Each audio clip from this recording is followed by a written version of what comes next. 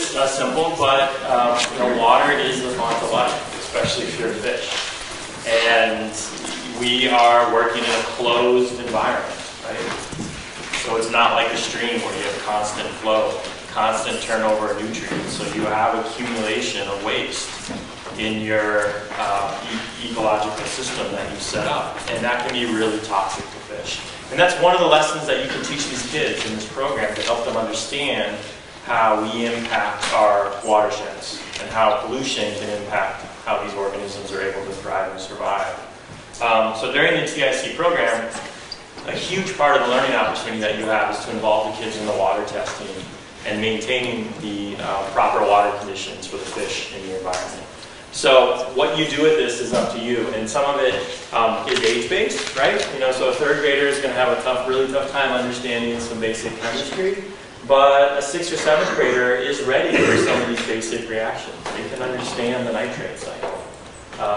And so you can incorporate this into your teaching depending on the age level of your program. So let's see here. So you have an ecosystem in your tank, and so Joe mentioned earlier that not all bacteria are bad. Actually, most bacteria are good. So how many of you have heard of the microbiome now? Quite a few of you. So all of you in this audience consist of more bacterial cells than human cells in your body. There's over 1 trillion bacterial cells in your GI tract. That's a 10-fold increase over the number of actual human cells that you have in your body. So it begs some really interesting philosophical questions there. But the point is, those bacteria are critical for your health. And as we do research into our microbiomes, we're learning more about how they affect a lot of different disease processes like cancer, Alzheimer's, all these things. And so it really isn't any different in that fish tank. Those bacteria that develop in those fish tanks can either hurt your fish or benefit your fish. And the goal here of the program and the pre-cycling program is to set up a biological filter, which is the bacteria that are good and beneficial for your fish and not harmful to the fish. And so 80% of that activity in this tank is going to happen in your filter. And the reason for that is the filter provides structure, nooks and crannies for those bacteria to get in and develop what's called a biofilm. Anybody heard what a biofilm is? Anybody have plumbing problems in their house when their pipes get clogged? They're getting clogged with bacterial biofilms. Okay? These big gunks of goop. Those are bacteria. So when you have an infection, that makes it difficult to treat the infection because the drugs can't get into that biofilm. Okay? But in our trout tank, what we actually want those biofilms to develop in our filter because it allows those bacteria to live happily and healthily in that community. It's a bacterial community of bacterial cells that work and interact together in order to maintain the water chemistry in your tank. You don't want to get in a situation where you're chemically having to alter your water chemistry. It's a lose-lose proposition. Even though this is a short-term project, when you start adding chemicals to change the pH of your tank or to reduce ammonia or to reduce nitrate, these toxic chemicals, it's really hard to get that right. Okay, so we want to do this the natural way, which is to develop this biofilm, this bacterial biological filter in your tank. And so we're going to help that process get started because, one, it's a really quick program, right? It takes place over a few months, so you don't have a long time to establish a biological filter truly just naturally. And so we have the bacteria additives that we're going to add, and these bacterial additives contain the good bacteria that you need to set up this biological filter in your tank. And so one of the things having this filtration does is it allows you to minimize the number of water changes that you need to do. So you're not always having to get your bucket and siphon out and changing the water. But I do want to emphasize that the first thing you should do if your water tests go awry is a water change. Okay? That is the quickest way to get rid of these toxic intermediates that have developed to protect your fish. Okay? So the water change is your friend. But if we set up this biological filter right, you won't have to do it that often. What percent, Rob? If you get in a situation where you're getting high readings, which we'll talk about in a minute, you're going to want to do at least a 25% water change. Okay? And depending on your readings, I might even suggest 50%. Okay? If you're really, really high. but we can talk about that when we get into some of the numbers. We can talk about what high is and what high isn't. So it's so important to log your daily water testing. Okay, it'll help your fish. I do agree with Joe. I think in the program, it seems like, at least from last year, that you guys did a fantastic job of maintaining water quality. And it seems like more of the issues are structural with the filter, power going out. But if you don't take care of water chemistry, it can be catastrophic. So it's not just something you can ignore. Okay? It is the medium that these fish are living in.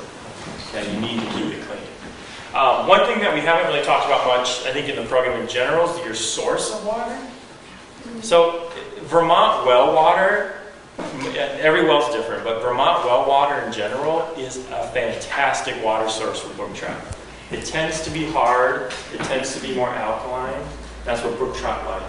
So if you have access to a well, I highly encourage you to use that well water in your TIC program. So for the last 2 years, teaching at the preschool at the rec center, I was able to just use the well water, and it was coming out of the well at like 40 degrees. So I usually had to turn the hot water heater on to adapt it to the right temperature. Yeah. But this year, I was contemplating trucking gallons of water in my van to school. It's that's great, and it's certainly something that would help your water chemistry for sure. The problem with water that goes through your town water system is they add a lot of chemicals to it to prevent bacterial contamination. So you have things like chlorine that are toxic to fish, right? In your water, you have other additives, and the real problem is that it's cyclical. That changes all the time. They're treating your water all the time and doing different things to it. And so the pH can change from one week to the next in your public water supply, and you won't even know it, but your fish will. And so one of the best ways to avoid this is to use well water if you have access to it. If you don't panic, okay? A lot of us use tap water, okay, to run our aquariums. But if you have access to well water, it will make your life a little easier. That wouldn't, however, be grounds for not using the Novacco Plus.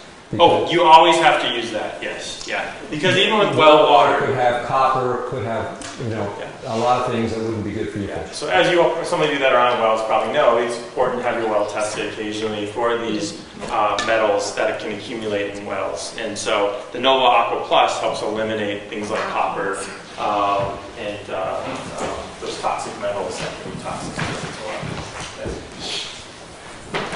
Okay, so you're going to be testing pH in your tank, and so, essentially pH is you're measuring the concentration of hydrogen ions in your tank.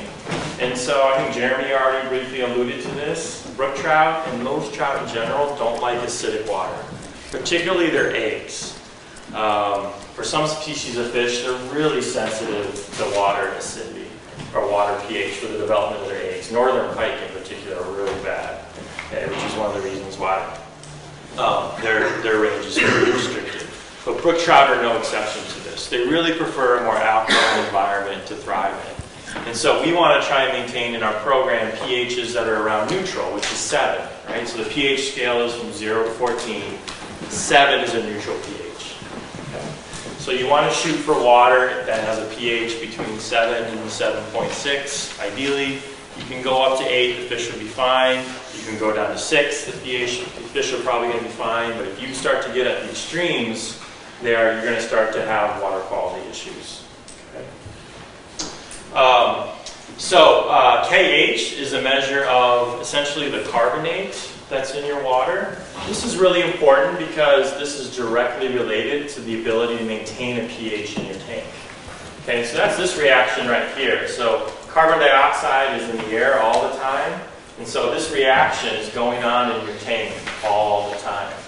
And so as you form bicarbonate and the carbonate ion, you're actually hopefully increasing the alkalinity of your tank. So the higher your KH value is, the more alkaline your tank is going to be. Because there's less hydrogen ions that are available to acidify the media. So ideally, our water supply will be higher in the KH range. If you have a low KH, okay, which won't be the issue if you're getting well water, but if you are getting tap water, it's possible that you have a low KH. and softer water, okay, you may have a more acidic pH in your tank. And in the manual, I believe, we do have a protocol for increasing how much carbonate you have in your tank using, I think, baking soda, right? Correct. Yeah. So, which is great. And that's a fairly benign treatment. Again, you know, if you can avoid this, avoid it, okay? Because it's really hard to get it just right.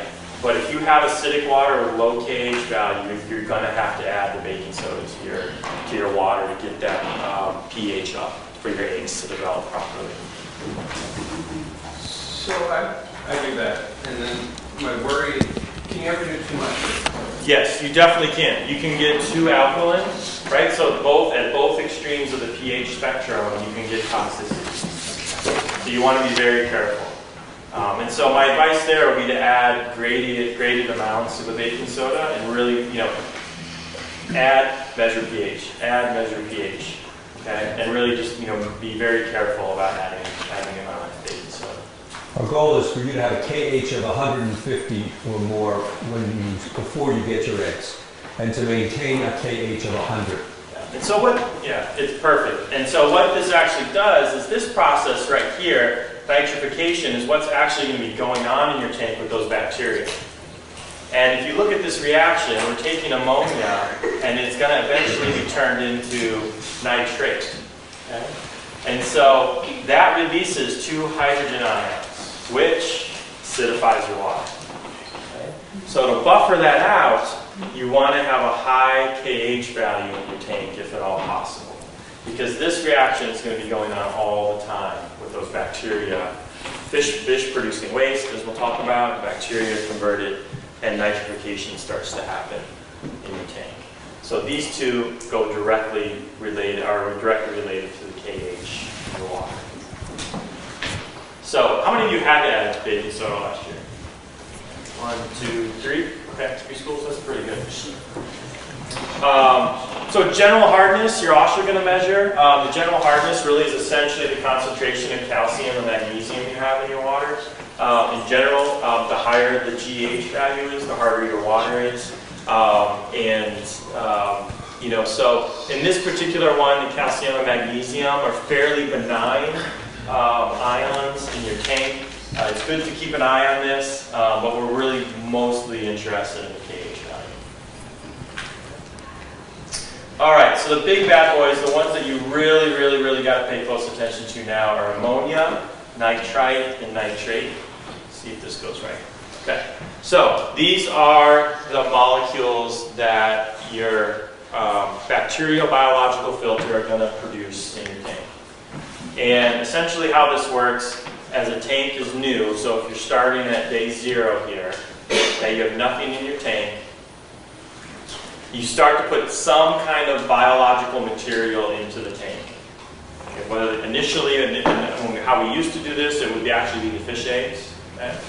And when that biological material goes into the tank, waste gets created. And when that waste is created, there are other bacteria that are called decomposers. Okay? They're all different species of these. They're everywhere. Okay? And they start to eat that organic material. And as they eat that organic material, they release ammonia as a byproduct. Ammonia is very toxic. It's toxic to us. It's toxic to the fish. Okay? It makes it very difficult for them to breathe. It directly damages their gills. Okay? And so that spike in ammonia you do not want happening while you have fish in the tank. And so that's one of the reasons why we're trying to move to this pre-cycling technique. So all this is going to happen before you actually get fish in the tank. So if any of you have a tropical fish tank at home or planning on getting one for your kids, this applies to those tropical fish tanks as well. And this is one of the reasons why now, most of the time when you go to a fish store, they often will ask you when you're buying a fish tank or a fish, is this a new tank or an old tank? And for many people that don't understand this, they buy their kid a fish tank for Christmas. They're so excited, they want to get fish, they fill it with water, they throw a bunch of fish in, they bought a fish store, and 5 days later they come back and all the fish are dead. And they're all dead because this right here, the ammonia of the fish produce waste, the decomposer bacteria make ammonia, there's no biological filter that's been set up in the tank, and so those fish all die from ammonia poisoning. So we're trying to avoid that with our trout. The next stage, there's a species of bacteria called Nitrosomonas. Okay? This is actually in the night out tube additive that we're going to be giving you. And they take ammonia and they convert it to nitrite. And nitrite is even more toxic than ammonia. Okay? It is incredibly toxic to fish. And so this spike right here, again, is one that you need to avoid. So we have a two-phase biological process going on here. We have a group of bacteria that are decomposing, producing ammonia. That ammonia now is the substrate for the Nitrosomonas bacteria to make nitrite. But if we stop there, all our fish would die. They would die from nitrite poisoning. So we need another species of bacteria that likes to eat nitrite and use nitrite. And that's the Nitrospira or Nitrobacter. And those are also present in night out 2. So night out 2 has the entire bacterial community that you need to drive this cycle to completion. And completion is the production of this guy, nitrate. Nitrate is generally not toxic, okay, at the doses that you're going to hopefully experience in your tank. Okay? So it's really not until you start to get above 60 parts per million nitrate where you have to start to worry about toxicity associated with nitrate.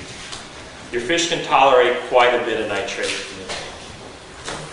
Now, in an ideal system, you have your biological filter. You also have chemical filtration in the back of your tank that will help remove nitrate as it accumulates. Those once-a-week water changes will bring your nitrate levels down. In a real tank, if you had a tropical aquarium tank, for example, you'd have live plants in the tank, which also would help reduce those nitrate accumulation in the tank. But for the TIC program, our goal is to get to this point to where your tank can produce nitrate. That all comes from those good bacteria. And so this is just a nice image of what's going to happen in your tank. And so any kind of organic material, okay, is going to be broken down by these decomposing bacteria, which are everywhere. They're on your hands. They're on the fish tank right now. They're everywhere. There's hundreds of species that can do this. And so these then release ammonia, okay, again, which is toxic to the fish. But then fortunately we have our Nitrosomonas bacteria, which are primarily aquatic bacteria that can take ammonia and make nitrite. And then our Nitrobacter and our Nitrospira can take that nitrite to produce the good nitrate, which the fish can tolerate. So you're going to monitor this with your water testing kits. Okay? And this is a great experience for the kids. They can do this. Okay? Most of you are going to be using the dipsticks again this year, right? This is a color-based assay where they're literally going to take their dipsticks, take a sample of water, dip it into the water, and you have a coloration reaction that occurs, and then a chart that comes with your kit that you can line up the stick and the kit, and it'll tell you how many parts per million you have of ammonia, nitrite, and nitrate. So one thing that happened last year, I got quite a few emails about people that would get spikes in ammonia later in the year, like February, March, and they would get really concerned. So one of the disadvantages of the kits that we have is they cannot distinguish between ammonia and ammonium. Okay? And so late in the year, when you've had your fish, they've hatched, and all of a sudden you see a spike in ammonia on your reading, but your fish look fine, okay? You're not having any increased mortality, the fish are swimming around, they all look healthy. Okay? That's because you're getting ammonium accumulation in your tank. And so the amount of ammonia and ammonium in the tank is really dependent upon your pH. Okay? And so when you go from ammonia to ammonium, okay, it's one hydrogen ion. That's changing, right? And so the more acidic your tank is, right, the more ammonia you're going to have available. And that's bad. So it's another reason why the pH value is so important. Okay, the more alkaline your tank is, the less free hydrogen ions will be in the water, and the more ammonium you'll have in the tank. And the fish can tolerate the ammonium quite well. So when you get into February, March, your fish have hatched and you see a spike and your fish are fine, don't panic. Okay? It's almost certainly the ammonium that's accumulating. Now, if you see a spike and you're losing some fish, that's a sign that it's probably the ammonia that's causing the problem. And then you need to do a water change. And at that point, I would recommend adding some more night out 2 to hopefully repopulate the bacterial population. Any questions on the nitrogen cycle? This is a great teaching point for the TIC program in terms of water chemistry. It's pretty simple. It's bacteria, 3-step process. You can teach about bacterial communities, how they work together, just like people are supposed to. Do you think there's a filtration system that's better than any others? That's a loaded question. There are filtration systems that are better than others. The one that this program is using, the Fluval, is actually a very good filtration system. I wouldn't recommend anything else for this program given the time that it has. It's a great. So in your filtration system, you're going to get this bag that you're going to put into your filter. Bob went over this. And part of that is to help also remove the nitrate as it accumulates in your tank and prevent huge spikes in ammonia from happening as well. So you have that backup, but it's not good enough. You have to have the biological filter. The chemical filtration is not sufficient.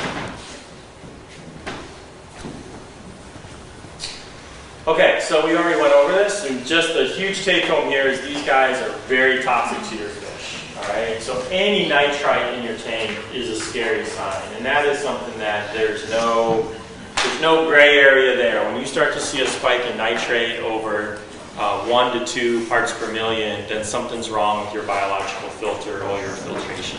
Okay? You meant to say nitrite. Nitrite, yes, not nitrate. Yeah, nitrite. Sorry. Thanks, Joe. Okay, so question. Yep. Question about testing. So I have middle schoolers. I have 4 classes per day. Would there be a problem if I was having if I had one of my classes testing 1 day per week, and so the testing each day of the week was happening at different times of day? Would that be a problem, or would that be okay for the tank? In this setup, I would say it's okay. We don't have plants in our. If you had plants in your tank, I would say no, because this process changes during the day as plants undergo photosynthesis, and that's all based on light. So you do get these actually changes, but anyway, that's not relevant here. So I would say you're fine there. Okay. Okay, so when I started with the TIC program early last year and got familiar with how the program was running, how the tanks were set up, I was really surprised to see that a pre-cycling of the tank wasn't part of the program, and that essentially you were setting your tank up, you were adding eggs, and then adding a ton of these additives to the water to prevent these spikes from happening. And so in the aquaria industry, almost nobody does that anymore. Everybody pre-cycles their tank to develop that biological filter to avoid fish mortality. Okay? So get everything up and running. And it turns out this is even more important in the TIC program because we have a unique challenge. And that unique challenge is that our tanks are cold. Almost all the chemistry that we're talking about here was developed and studied in the context of tropical fish aquariums. Tanks that are at 70 degrees Fahrenheit. Okay? It's nowhere near what your tank is going to be. And so in the past, a lot of bacteria were being added to your tank when your tank was around 40 degrees Fahrenheit. Those bacteria, these good bacteria that you want to grow, they cannot grow at those temperatures. They don't. They shut down. And the bare minimum temperature for growth for Nitrous monas species is about 50 degrees Celsius. And even then, the growth rate is incredibly slow at that temperature. So if you try and cycle your tank while your eggs are in the tank and the water is at 40 degrees, you will never develop a biological filter. So to avoid that, we're going to pre-cycle so we can set up a population of bacteria. And then when you lower your water temperature, when your eggs arrive, those bacteria, they won't die, okay? And they'll still be there. So as you raise the temperature, as your GI goes up, Okay, those bacteria will be able to be reactivated to deal with the waste that your fish are going to produce. Okay. And so this is really critical for developing your biofilter. So the goal is to establish this microbial community prior to your fish arrival. So how are we going to do that? So the easiest way to do it is to directly add ammonia to your water. Okay. Jumpstart the process.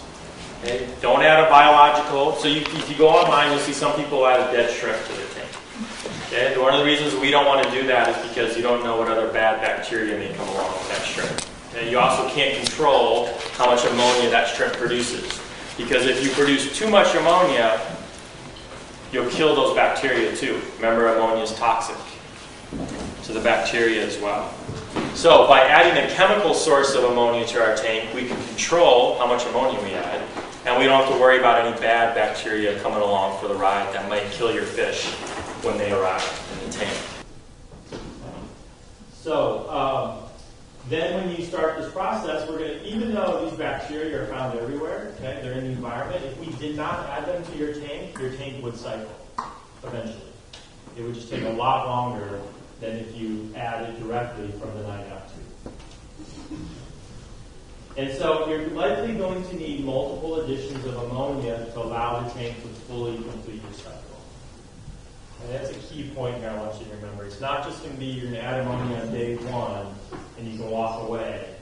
You're going to have to do your water testing and make sure that you keep feeding those bacteria so enough nitrite accumulates to allow the next species to grow. Right? It's all about feeding the bacteria. So if you give enough ammonia, your nitrous monas will grow. They'll make nitrite. But they don't, if there's not enough ammonia to make enough nitrite, the nitrobacter or nitrosphere will never grow. So we have to make sure that we maintain enough food in the tank for these guys to finish the cycle. Okay? So daily water testing. Do it. It's fun. It's great for the kids. Okay? It takes 5 minutes. So when you do this, don't let your tank get above 5 parts per million ammonia. That's the toxicity level for these bacteria. So, here are these tips for pre-cycling. Don't use your chiller. Okay? We want it room temp. So 68 to 70 degrees. I'm not sure what you keep your classroom at. Somewhere in that range is fine. The bacteria will grow really well as long as that temperature is above about 65 degrees Celsius. Okay? You'll be able to establish a really nice biofilter. The calculation of the amount of ammonia to add is super important, right? And so it's not in the manual yet because I just didn't get it to Joe, but I'm going to send him a calculation already done for you, and you should be able to. Are they all going to order the solid ammonia that you sent me? Probably not. Probably not. We're urging everyone to, but Okay. I suspect some of the experienced teachers who aren't here today may choose not to do that this year. If you order the suggested ammonia, I'll have that calculation based on that.